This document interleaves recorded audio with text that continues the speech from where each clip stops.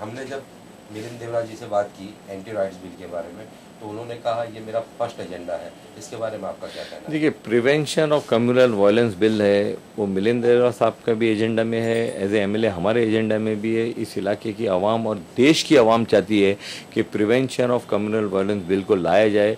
Prevention of communal violence bill जो है वो कैबिनेट ने उसकी मंजूरी दे दी है।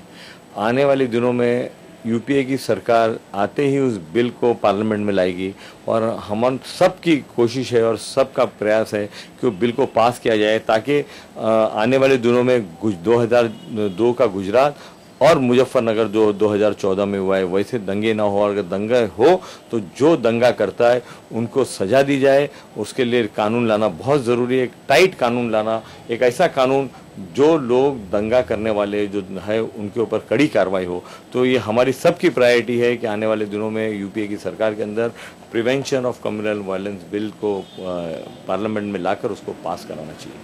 पिछले 2 दिन पहले परवीन तोगड़िया ने भावनगर के अंदर जो बयान दिया है उससे मुस्लिम समुदाय के अंदर काफ़ी खौफ का माहौल बन गया है। इसके बारे में आप क्या कहते हैं? देखिए, प्रवीण तोगड़िया और गिरिराज जैसे लोग हैं इस देश के लिए बहुत ही हानिकारक है, बहुत ही नुकसानदेह लोग हैं।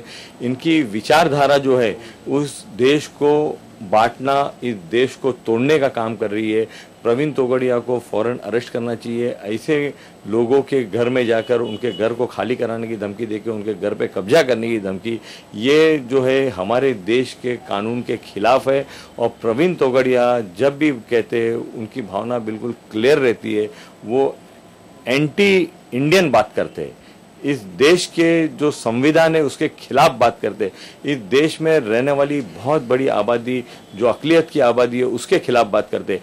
प्रवीण तोगड़िया जैसे लोग जो है इस देश के ऊपर कलंक है और ऐसे लोगों को गवर्नमेंट को सबक सिखाना चाहिए। मेरी इलेक्शन कमिश्नर से मांग रहेगी कि जो उन्होंने कहा है इलेक्शन के दौरान किया उनके ऊपर एक्शन होना चाहिए और उनको फ़ौरन अरेस्ट करना चाहिए। देखिए, चुनाव का मामला ऐसा है कि इंसानियत के दुश्मन नरेंद्र मोदी के खिलाफ जो लहर है, सब लोग बोलते हैं कि मोदी की लहर है, हम बोलते हैं मोदी के खिलाफ जो लहर है उसके लिए कांग्रेस दोबारा सत्ता में आएगी और कांग्रेस को दोबारा लाना है। अब देश को बचाना है तो मोदी को दोबारा सत्ता में नहीं आने देना है, भाजपा को सत्ता से दूर रखना है, कांग्रेस को दोबारा सत्ता में लाना है। आपके इलाके में तो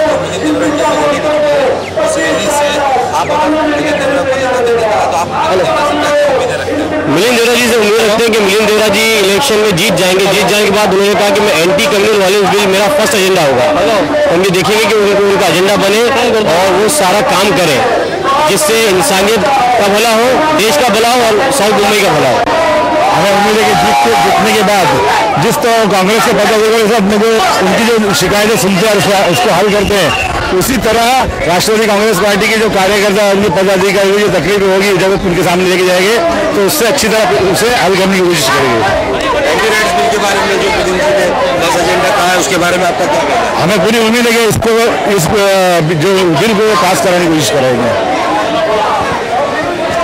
यार ये जो अगर anti communal violence bill pay इन लोगों ने काम नहीं किया तो असेंबली में हम लोगों को बड़ा मुश्किल हो जाएगा। राष्ट्रवादी कांग्रेस को सत्ता में फिर से आने में बड़ी दुश्वारी हो जाएगी, क्योंकि जनता की मांग है, जनता की आवाज़ है, anti communal violence bill pass होना चाहिए।